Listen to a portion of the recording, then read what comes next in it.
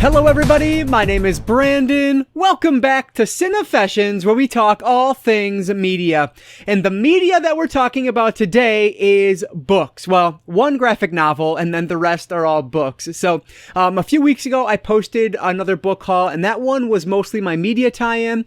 So this is kind of everything else. Like I said, there's a graphic novel in here, there are some adult novels, and then there's a whole bunch of middle grade, and I think there's even a few media tie-in in this one as well.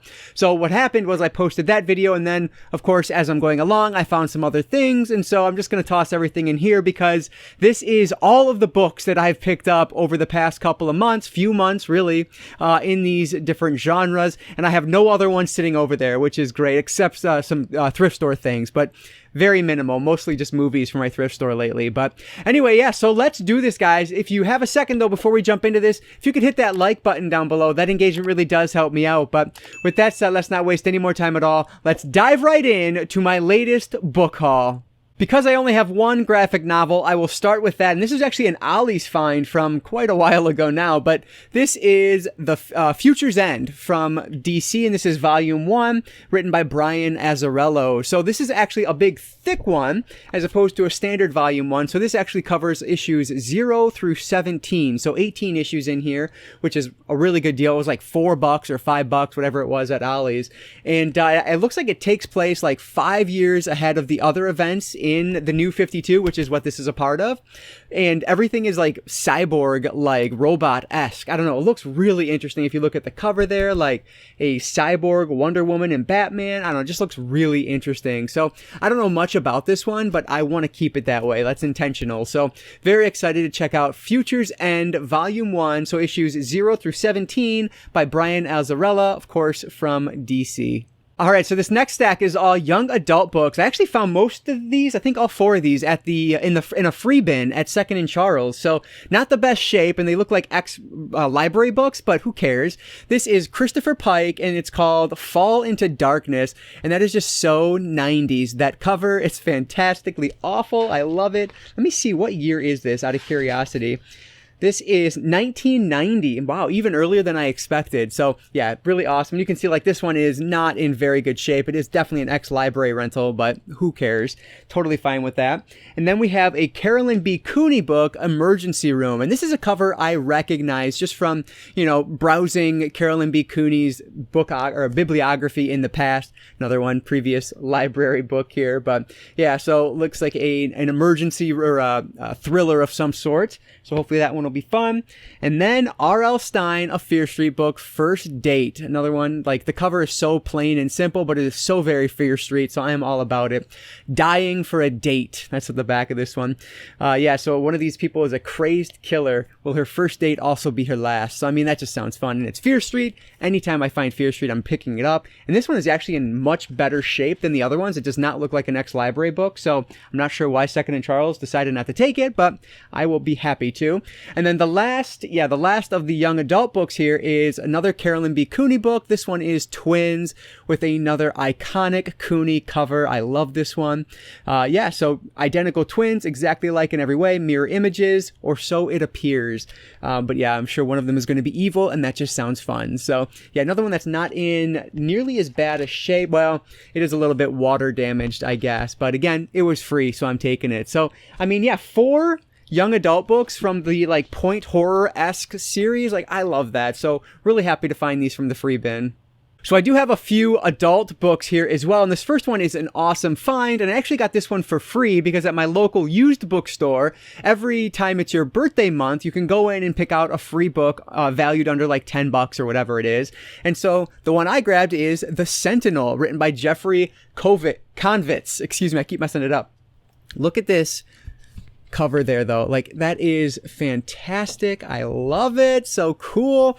Yeah, this is of course what the film is based on, which I've actually not seen before, so I need to watch that, but I want to read the book first. So yeah, this is not in the best shape, and honestly, if I keep messing with this cover might fall off, but either way, like, I love the step back cover, and I'm very intrigued to get this book in the collection. This is one that I'd heard about thanks to Paperbacks from Hell. Obviously I knew the movie, but I didn't necessarily know it was based on a book, so yeah, this was added to my list thanks to Paperbacks from Hell. So that was really cool. And then a couple, actually, you know what? Let me do those second. Let me do this one first. Another one I found in one of the free bins at Second and Charles over the past few months here. This is by R Lansdale. This is called Sunset and Sawdust. So this is one I picked up simply because it is Lansdale, who is supposed to be just an excellent writer. I've actually yet to read any of his work, but I've heard wonderful things about him. Of course, he passed away a number of years ago now, but yeah, supposed to be just a great writer. So this is, I'm sure, going to live up to that. At least I'm hoping it does. So yeah, Sawdust, what was it? Sunset and Sawdust. It looks like a crime thriller of some sort, so should be pretty fun when I get around to it. And then two from Max Allan Collins. Both of these are hard case crime books, which is awesome.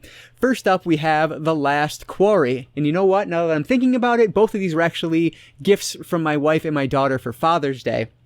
So I don't remember which number in the series this is, but it was the next one I needed. So The Last Quarry. And they grabbed for me, Quarry's Vote. So I think this is book number 4, if I'm not mistaken. Maybe 5, book number 5. And so, yeah, they ended up grabbing me book number 5. And I want to say this is like 7 or 8, whatever it is. But you can see this is actually like the oversized book. And so I have the first 5. So those are the original 5 I have in the oversized trade paperback. And then the rest of the series that I own, I have in the standard mass market paperback. That just happened to be the way I picked them up. I would have loved to have them all this way, but I couldn't find the newer ones in this big style. So I just kept with the mass market for those. So yeah, I'm not complete on this series yet, but I'm getting pretty darn close. I've only read 2 books in the series, but I love them. They're just fun, kind of throwaway, trashy, action crime stories, thrillers, and they're just done really well. And I really like Max Allan Collins' writing. So yeah, really fun books to have in the collection. Was very happy to open these on Father's Day.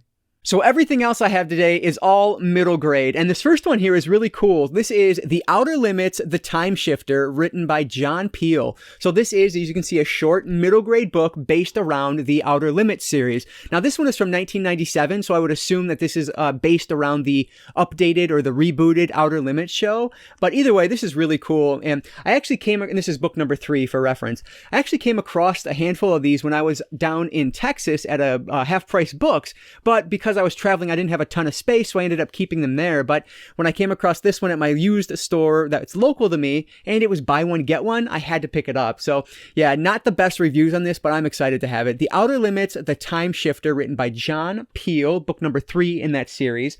And then a couple books from the Mind Warp series. I think it's book 1 and 2. We have Alien Terror and Alien Blood. So the Alien Terror is book number 1, and then Alien Blood is book number 2. I don't know anything about this series, but these looked too awesome to pass up, so I had to grab both of them.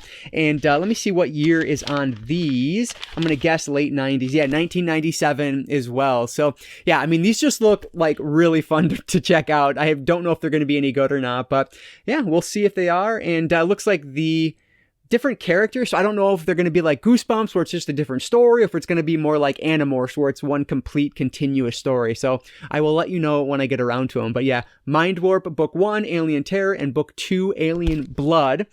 I just love finding 90s middle grade like that. And then, speaking of Goosebumps, I did find a handful of Goosebumps books. So this first one here is Hall of Horrors, book number 1, Claws, and then book number 3. Yeah, book number 3, which is The 5 Masks of Dr. Scream, of course, by R.L. Stine.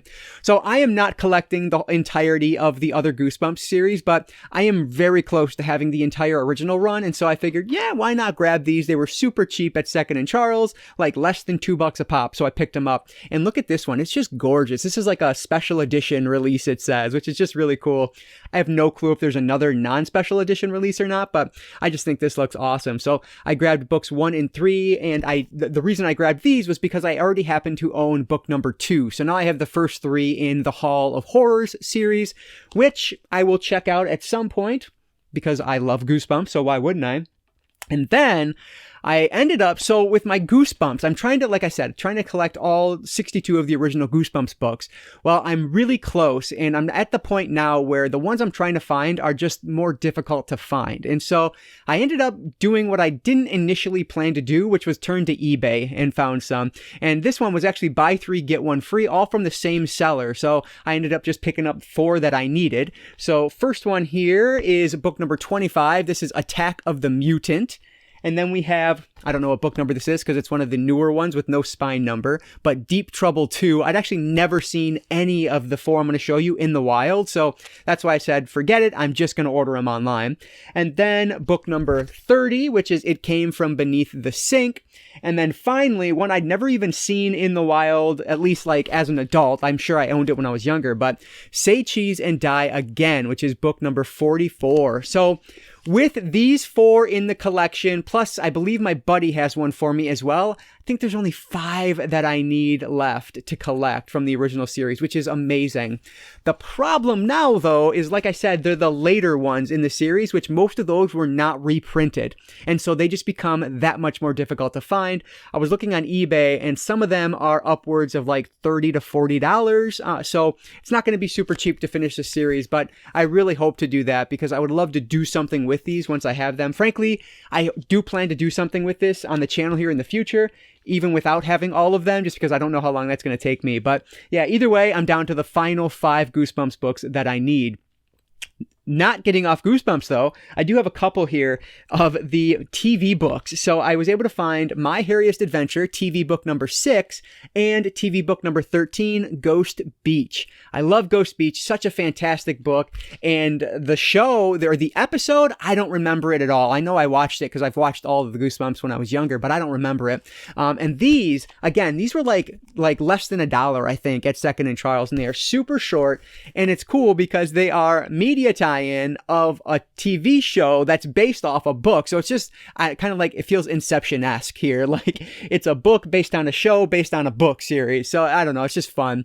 But yeah, these are cool. And they always have the pictures on the inside. You can see like all the different pictures, which is just always fun for me. So yeah, again, I'm not collecting these, but if I see them, I'll pick them up because I used to have a bunch of these in my collection when I was younger. So they're very nostalgic. So those are the last two of the Goosebumps books I grabbed. But then the very last book overall is also media tie-in, which is why I wanted to include it at the end here. Another one that was part of my buy one, get one free sale at my local used bookstore. Another media tie-in, The Next Karate Kid novelization. And this one is written by B.B. Hiller. So I'll be frank, I've never seen The Next Karate Kid. I've seen the original when I was much younger. I don't really remember it too much. And then I know there was like a Karate Kid Part 2. And as far as I remember, this is actually the third film in that series, The Next Karate Kid, with, what's her name, in the main role here. Oh my gosh, Hilary Swank. Jeez, I've totally drawn a blank. But yeah, so definitely going to check this out at some point. Another one that has the pictures on the inside. You know, and now that I look at the pictures, I feel like maybe I did watch this one when I was younger, but it's been probably, 20 plus years since I've seen it that I just don't remember. So yeah, either way, was very cool to find this one because my used store close to me doesn't get a ton of media tie-in books. So whenever I see one, I always pick it up. So yeah, super cheap. Next Karate Kid. And that's the last book for this big old book haul.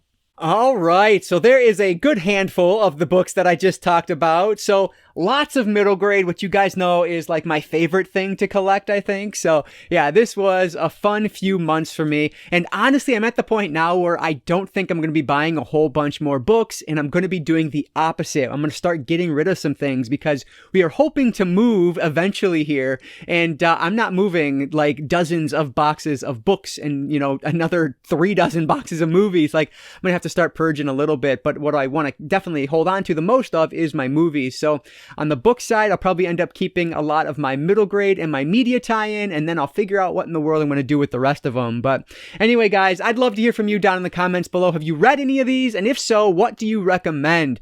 Are you guys middle grade readers, or is that just me and I'm weird because I'm old and shouldn't be? But I love them, so who really cares? But anyway, let me know what you guys think down in the comments below. Leave those thoughts or anything down there. I always appreciate all of that support, so thanks so much for that. But as always, guys, if you did enjoy this one, please hit that like button down below. That engagement, it really does help me out.